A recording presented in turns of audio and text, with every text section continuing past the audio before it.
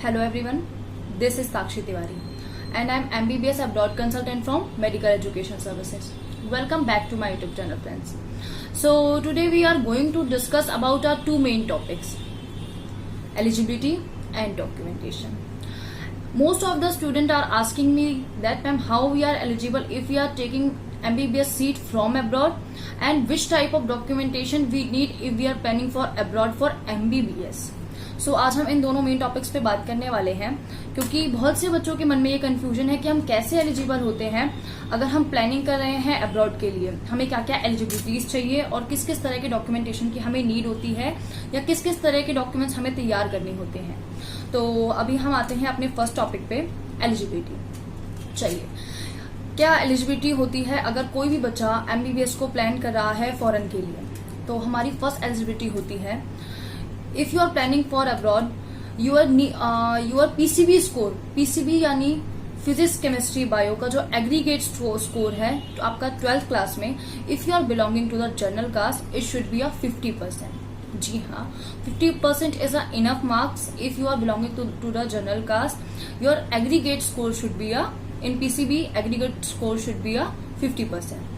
अगर हम कहते हैं अदर कास्ट के लिए, if you are belonging to the other caste, other category, so your score should be जो आपका PCB का एग्रीगेट स्कोर है 40%। ठीक है, जनरल कास्ट के लिए 50% एंड अदर कास्ट के लिए 40%। तो ये हो गई हमारी पहली एलिजिबिलिटी। अब हम बात करते हैं अपनी सेकंड एलिजिबिलिटी पे, जो कि मोस्ट इंपॉर्टेंट एलिजिबिलिटी है। सेकंड हमारी एलिजिबिलिटी है नीट। जी हाँ, नीट में क्वालिफाई होना जरूरी है।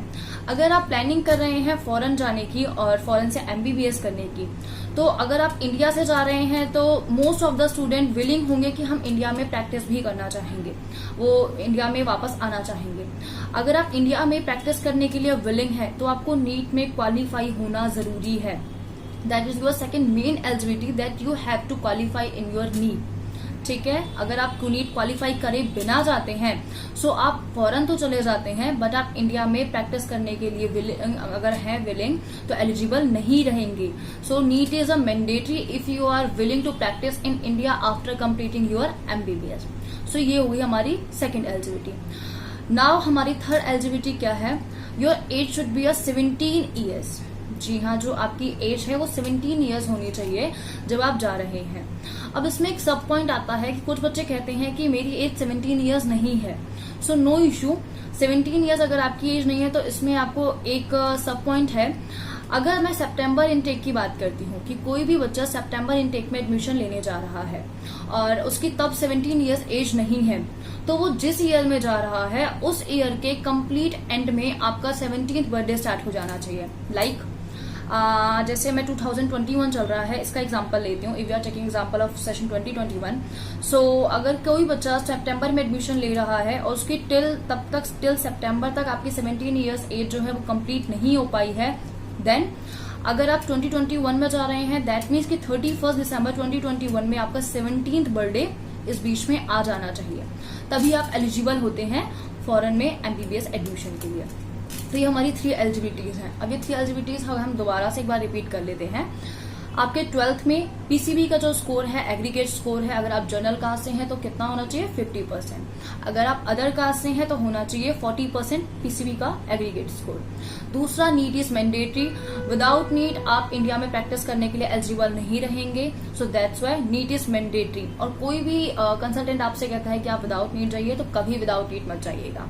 Now third eligibility, your age should be 17 years. तो ये आपकी 3 तरह की एलिजिबिलिटीज हैं जो आपको एलिजिबल करती हैं अगर आप प्लानिंग कर रहे हैं फॉरेन में MBBS एडमिशंस के लिए। तो ये हमारा हो गया फर्स्ट पार्ट। नाउ अब हम अपना सेकेंड पार्ट पे आते हैं, दैट इज द डॉक्यूमेंटेशन। ठीक है, डॉक्यूमेंटेशन। अब बहुत से बच्चे मुझसे ऐसा पूछते हैं कि मैम किस तरह के डॉक्यूमेंटेशन की हमें नीड होती है या किस तरह के डॉक्यूमेंट्स हमें तैयार करने होते हैं अगर हम प्लानिंग कर रहे हैं अब MBBS अब्रॉड के लिए, तो आपको कौन कौन से डॉक्यूमेंट्स लगते हैं। Firstly, your document is your 10th marksheet, जो आपको देनी होती है 10th मार्कशीट। सेकेंड डॉक्यूमेंट्स आपका लगता है आपकी 12th मार्कशीट, आपको 12th मार्कशीट की नीड होती है। थर्ड डॉक्यूमेंट आपका लगता है आपका नीट स्कोर कार्ड, जो आपका नीट स्कोर कार्ड जो आप क्वालिफाई हुए होते हो, आपका NEET score card. NEET score card में एक पॉइंट मैं और ऐड करना चाहूंगी, अगर कोई भी बच्चा नीट क्वालिफाई है तो उसका जो नीट का स्कोर कार्ड है वो आपके पास होता है अगर आपने लास्ट ईयर या लास्ट टू लास्ट ईयर पास किया है। अब मैं लास्ट टू लास्ट ईयर के नीट के स्कोर कार्ड की बात क्यों कर रही हूँ, इसको भी बता देते हैं। अगर आप एक बार नीट में क्वालिफाई हो जाते हैं तो आपका वो नीट का क्वालिफाई स्कोर इंडिया में एडमिशन लेने के लिए सेम ईयर वैलिड रहेगा, बट फॉरेन के लिए वो नेक्स्ट 3 इयर्स के लिए वैलिड रहेगा। Your NEET score will be valid for 3 years. That means कि 1 for the same year and जो आपके बाकी 2 साल हैं मोर 2 इयर्स के लिए भी वो स्कोर आपका वैलिड रहेगा। तो इसको मैं थोड़ा सा क्लियर कर देती हूँ विद एग्जाम्पल। लाइक 2021 चल रहा है, 2021 में कौन से बच्चे एडमिशन ले सकते हैं? जो 2019 में नीट क्वालिफाई कर चुके हैं या 2020 में क्वालिफाई कर चुके हैं, वो बच्चे 21 में एडमिशन ले सकते हैं अगर वो फॉरेन को प्लान कर रहे हैं। दैट मीन्स कि आपका जो नीट का एक बार क्वालिफाई स्कोर है वो आपके नेक्स्ट 3 इयर्स के लिए वैलिड रहेगा, एक सेम ईयर के लिए और एक नेक्स्ट 2 इयर्स के लिए। अब जो बच्चे 2021 में अपीयर होने वाले हैं और क्वालिफाई होने वाले हैं, अगर वो क्वालिफाई हो जाते हैं तो उनका स्कोर कब वैलिड रहेगा? 2021 में एडमिशन ले सकते हैं, दैट मीन्स सेम ईयर और नेक्स्ट 2 मोर ईयर्स, मतलब 2021 एंड 2023 में। ठीक है, तो ये आपके जो नीट का स्कोर है, अगर आप प्लानिंग कर रहे हैं अब्रॉड के लिए तो ये 3 इयर्स के लिए वैलिड रहेगा, और अगर आप इंडिया के लिए प्लानिंग कर रहे हैं तो ओनली वो सेम ईयर ही वैलिड रहेगा, मतलब 2021 का स्कोर सिर्फ 2021 में ही वैलिड रहने वाला है।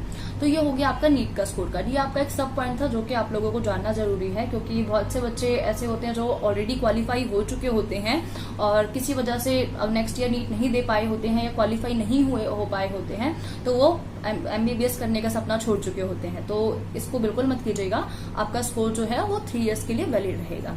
चलिए, तो हो गया आपका 10th की मार्कशीट, आपका 12th का मार्कशीट और आपका नीट का स्कोर कार्ड। आपका 4th डॉक्यूमेंट होता है आपका passport. You know very well कि अगर हम इंडिया में रह के अगर हम डिफरेंट कंट्री का प्लान कर रहे हैं या हम डिफरेंट कंट्री में जा रहे हैं तो आपको आपका पासपोर्ट की नीड होती है। अगर हम कोई भी कंट्री को प्लान कर रहे हैं जाने के लिए तो आपका पासपोर्ट आपका 4th डॉक्यूमेंट है। अगर हम 5th डॉक्यूमेंट की बात करते हैं तो आपकी फोटोग्राफ्स की आपको नीड होती है। आपके 5 फोटोग्राफ्स लगते हैं। ये आपके 5 डॉक्यूमेंट्स होते हैं। अगर मैं इनको दोबारा रिपीट कर दूं, एडमिशन टाइम पे I am talking about admission time, I am not talking about for the visa time. ये आपका एडमिशन का स्टार्टिंग प्रोसेस होता है जब आपको डॉक्यूमेंट्स लगते हैं। आपकी 10th की मार्कशीट, आपका 12th का मार्कशीट, आपका नीट का स्कोर कार्ड, आपका पासपोर्ट और आपकी फोटोग्राफ्स। ये हो गए at the time of admission procedure. अगर मैं इसमें वीजा की भी बात करती हूँ, अगर आप वीजा के डॉक्यूमेंट्स मेंटेन करने की प्लानिंग कर रहे हैं तो उसमें कोई एडिशनल टाइप के डॉक्यूमेंट्स ज्यादा नहीं होते हैं। उसमें सिर्फ 2 एडिशनल डॉक्यूमेंट्स लगते हैं। 2 एडिशनल डॉक्यूमेंट्स आपके क्या लगे? एक आपका स्पॉन्सरशिप लेटर। उस स्पॉन्सरशिप लेटर में क्या होता है कि जो आप स्टूडेंट हो और आप अपना जो खर्चा है फाइनेंशियली आप उसको नहीं अफोर्ड कर सकते हो, दैट्स वाई जो आपके गार्जियन है, आपके मॉम है, आपके डैड है, जो भी आपके गार्जियन है वो आपका खर्चा पूरा करेंगे। वो आपका जो भी खर्चा होगा उसके लिए लायबल है। इस तरह का एक एफिडेविट बनता है, एक स्पॉन्सरशिप लेटर बनता है जिसका फॉर्मेट आपको दिया जाता है। और दूसरा आपका एडिशनल डॉक्यूमेंट क्या होता है? आपका बैंक स्टेटमेंट। बैंक स्टेटमेंट किसकी बैंक स्टेटमेंट लगती है? आपके गार्जियन की। गार्जियन मीन्स आपके मॉम एंड डैड की। इनमें से किसी एक की आपके जो होती है वो आपकी बैंक स्टेटमेंट लगती है लास्ट 3 मंथ्स की, जिसका क्लोजिंग बैलेंस आपका 2.5 लाख से 3 लाख होना चाहिए, डिपेंड ऑन द यूनिवर्सिटी कि आप कौन सी यूनिवर्सिटी चूज कर रहे हैं। तो आपका जो क्लोजिंग बैलेंस है वो 2 लाख, 2.5 लाख या 3 लाख होना चाहिए। It depends on the university की यूनिवर्सिटी कितना मांगती है, उनका क्राइटेरिया क्या है। तो ये आपके 2 एडिशनल डॉक्यूमेंट्स होते हैं जो आपके at the time of visa लगते हैं। बाकी जो आपके डॉक्यूमेंट्स हैं at the time of procedure आपके बता दिए हैं मैंने। अब आपके अगर मैं वीजा से प्रोसीजर की बात करूं तो कौन से कितने डॉक्यूमेंट्स हो गए? 7 डॉक्यूमेंट्स। दैट मीन्स आपका 10th का मार्कशीट, 12th का मार्कशीट, आपका नीट का स्कोर कार्ड, आपका पासपोर्ट, आपकी फोटोग्राफ्स, आपका स्पॉन्सरशिप लेटर और आपके बैंक स्टेटमेंट। बट आप वीजा के डॉक्यूमेंट्स के लिए बिल्कुल वरी मत कीजिएगा, बिकॉज ये डॉक्यूमेंट्स आपको बाद में लगते हैं, पहले नहीं लगते हैं। और जब आप कंसल्टेंट से कंसल्ट करते हैं या जब आप एडमिशन प्रोसीजर कराते हैं तो आपको इस डॉक्यूमेंट्स के लिए हेल्प किया जाता है। सो आई होप आप लोगों के आपके क्वेश्चंस के आंसर मिल चुके होंगे और मैंने अपनी दोनों टॉपिक्स को क्लियर कर दिया है। So if you like this video and if you think that is the informative video, please like this video. Please, if you want to say something, you can comment on our comment box. Please subscribe our channel ताकि आप लोगों को ऐसी informative videos मिलती रहें। और please share this video as can as possible for you. आप इनको अपने सोशल मीडियाज पे शेयर कर सकते हैं ताकि कुछ बच्चों को जो MBBS प्लान कर रहे हैं अब्रॉड में उनको ऐसे सवाल के आंसर मिल सके, जो कहते हैं कि मुझे डॉक्यूमेंटेशन क्या लगेगा, मैं एलिजिबल हूं या नहीं हूं, कोई ऐसे डॉक्यूमेंट्स तो नहीं लगेंगे जो मेरे पास नहीं है। तो ऐसा कुछ भी नहीं है, आप इसको शेयर कीजिएगा ताकि उनको ऐसे आंसर्स मिल सके। तो I would say bye till my next video. Okay, all the best guys, God bless you.